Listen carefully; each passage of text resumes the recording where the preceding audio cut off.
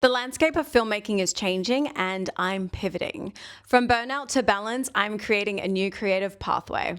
After an intense chapter in London, I was battling burnout and a dysregulated nervous system. The fast-paced lifestyle in a concrete jungle just wasn't living up to what it used to be. It wasn't the same buzz as I had in my early 20s, and I just got tired of feeling constantly fatigued and run dry and just this constant relentless battle with myself day in and day out.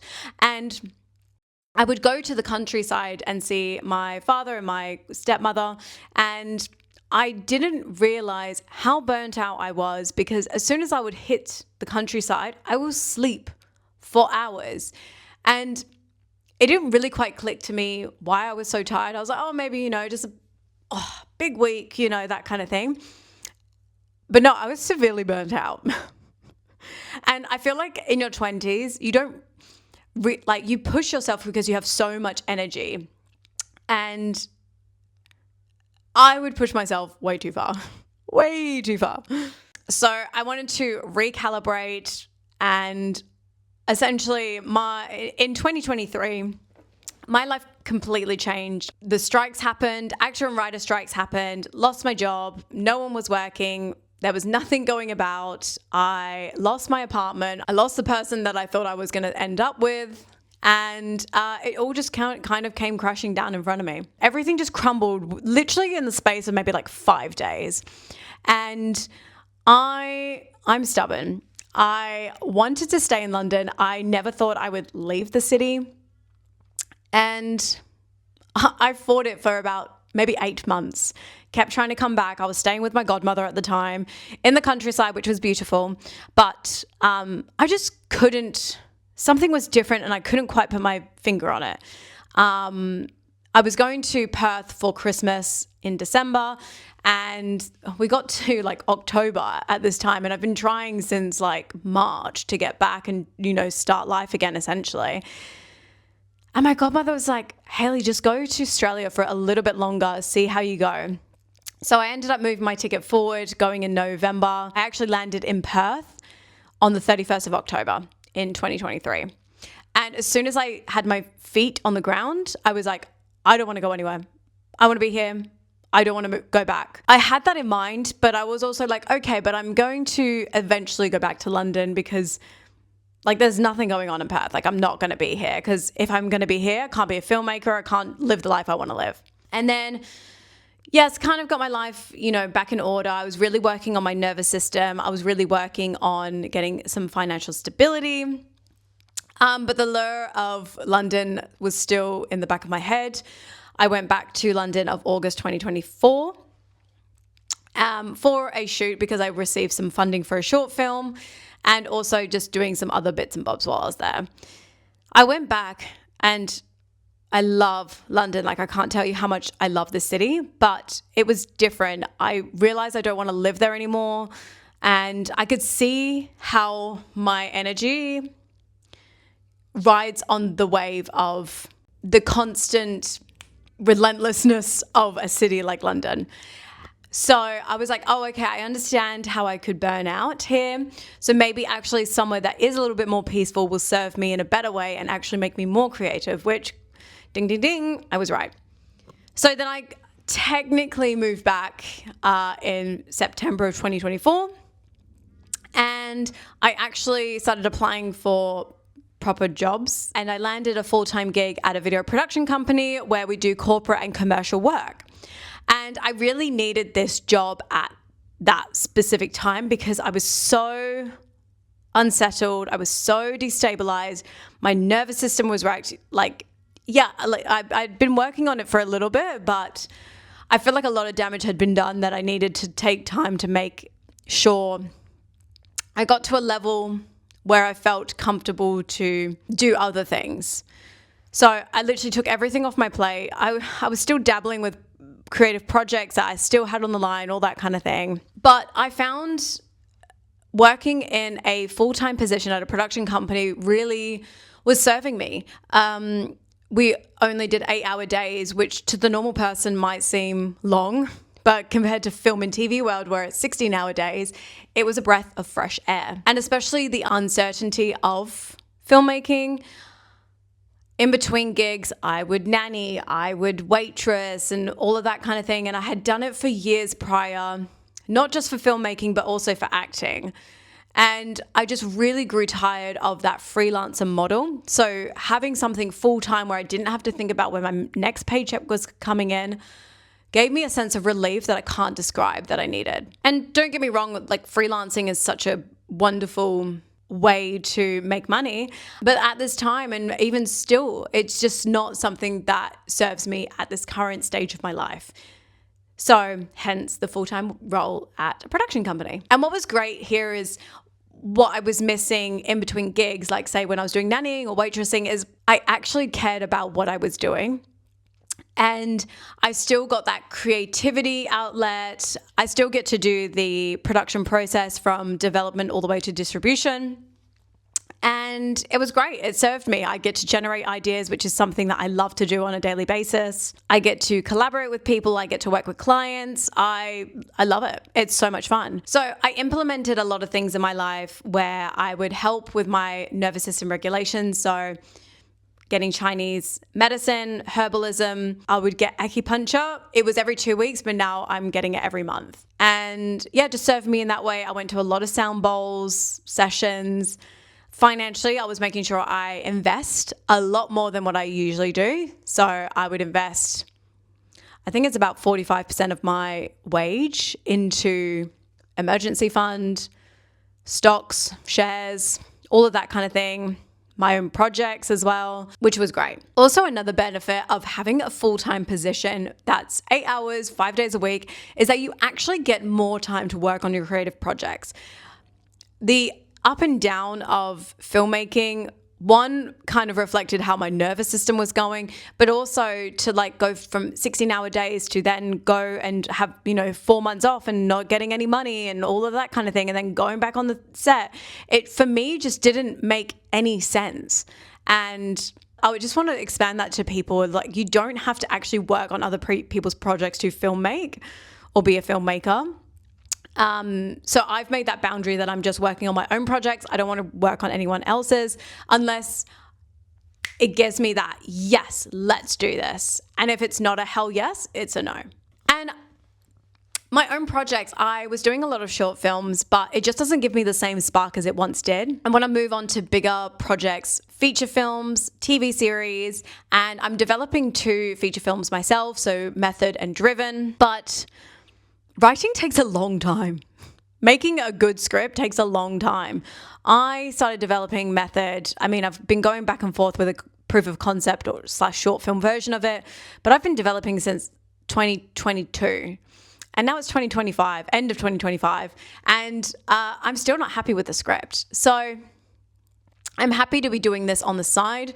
But again, I don't want to work on other people's projects. I just want to work on my own. But I'm also want to I need to do this like development and distribution phase more often than once every 10 years.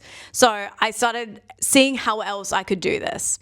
So that's where the podcast came in. So I launched the Harp On podcast, and then also the doing more short form creation, and also a new side business that I'm doing, which I will be sharing more next week. So stay tuned. If you've seen on my Substack, you'll see what I'm developing. But if you haven't, you can wait. You can wait. And say for podcasting, someone told me a few years ago who was a filmmaker that I really admired, and I opened up to them that I wanted to start a podcast, and they said, "Oh no, you're above a podcast. You shouldn't do that." And it really stuck with me for so long. I know I shouldn't let someone influence me in that way. But I think because it was one of the first people I ever told, I think it's actually the first person I did tell, and it was shut down straight away, that I was like, oh, I'm an idiot clearly for wanting to do this. Like, who am I? Like, I'm a filmmaker. I don't want to do a podcast with this whole ego side of filmmaking, which I understand because it's like its own medium and like not mixing it with other formats or mediums like podcasting or short form content creation. But I was like, I love it all. I love a well executed TV commercial. I love a great episode of a podcast. I love a great film. I love a good short film. So for me, it was all the same. So I was like, oh, clearly I have a through line that I love. And at the end of the day, it's storytelling. So I felt like I was doing myself a disservice if I was just developing films. So yes, hence the experiments and the exciting new ventures that I have as well. The landscape of filmmaking has really changed in recent years, and COVID, cost of living, the strikes, AI, all of these things have just been a knock-on effect. And for someone who's only at the very beginning of my career, was very disheartening. And I kept wanting to be born earlier so then I could have had the glory days of filmmaking in the 90s and all of those kind of things. I mean, glory days can be any decade, depends on what decade of film you like. But I don't know, I felt like I missed it. And I don't know why I kept feeling that. And for me, it didn't make sense having a production company in a declining market. And it was really hard to wrap my head around because I love filmmaking so much, but any business model that I would go over and I would we'll do this to bring the cash flow into Harp On. But because to be honest, I've been in a negative cash flow for Harp On, putting in so much money into the business, but not getting much in return. Yes, I would freelance produce and, line producing and all that kind of thing, but it just wasn't matching. So that's why I've been exploring different mediums, and podcasting and content creation is the way to go for me personally. Not for everyone, but I just want to open up about my experience with this and just bring the realities into what having a production company is all about. Also, especially with audiences now, because even though it is a declining market, I'm not saying that there's no jobs going around, you can't get into the industry. You definitely can, especially in Perth where it's actually on somewhat of a rise. But something was off for me, for sure. And I'm going to honor what I feel.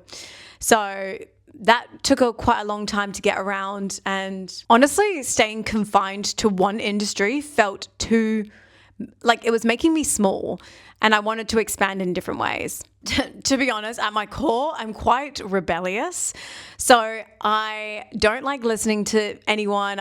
And I feel like I was actually getting to the pain point where not having a business is actually the biggest pain point I have at this stage. Even if it's just a side business, I want something that is on the side, generating money, letting me being able to create on a consistent basis. Yeah, hence moving into different media forms. And to be honest, I'm probably more excited about building a business than I am about owning a home. Yes, owning a home is very exciting and special, but I'm so career focused that I would put having a business over having a house, which is kind of crazy maybe to some people, but it feels really authentic to me. So then I kind of started breaking down what do I actually like in filmmaking that I can apply to other mediums like podcasting, like content creation. I love generating ideas. Love it, love it, love it. Could generate ideas all day, every day. I love the process of development to distribution. And I also love collaborating with clients, with team members, and telling stories that have real purpose and meaning. So for me, the story doesn't matter what it comes in. So if it comes through a feature film or a TV commercial or a social media reel, it doesn't matter. I just love those aspects of filmmaking. So I wanted to bring that in other elements like short form content. And I'm currently building systems and processes that will allow me to have this income on the side while still being able to make art. And having financial stability and creating art are two of my core values. Financial stability is probably everyone's one of their core values, but sometimes I feel like this struggling creative has such a massive connotation around it, or this massive stigma around it, that if you're a creative, you're struggling, and I hate it. So I really want to debunk that and be able to be a role model in that space, that you can actually make money from your art. I want to prove that it's possible for filmmakers to be able to create your own ecosystem, and it doesn't have to be in the traditional studio framework. This is the beginning, so definitely watch this space. Having done my time in short films, I'm now focusing on bigger endeavors. So focusing on writing, however long it takes me, 5-10 years, who cares? Creating this side business that I will be talking about more next week. Podcasting is another one that I really want to be focusing on. And just creating content, doing TV commercials, just jamming, just doing the 3 things that I love the most: generating ideas, doing the production process, and creating meaningful stories. If anything resonates with you here, I have some questions that I would love for you to consider on your own journey. What does sustainability truly look like for you, and how does it impact your creativity? Are you holding on to projects or paths that are no longer energizing to you? Where do you see your greatest potential for creative and financial return in your work? How might you build systems or models that support your art or income? And finally, what bigger canvases do you want to create next? So I hope you enjoyed this podcast episode. This is the first solo episode I've done. So if you do enjoy things like this, definitely let me know. Yeah, I'm excited to kind of unpack, build in public, and just show this messy, wonderful journey that we call life. And yeah, I'm very excited to be taking you on this journey. So have a little think on those questions. And if you have any questions, feel free to put them in the comments. But I'm very excited to be taking you on this fulfilling, wonderful journey. And I will be showing you the messy, unfiltered process of building these projects, this business, side business, so you could do the same. And I hope it inspires you to do so, because if I can do it, you can too. All right. Thanks, guys.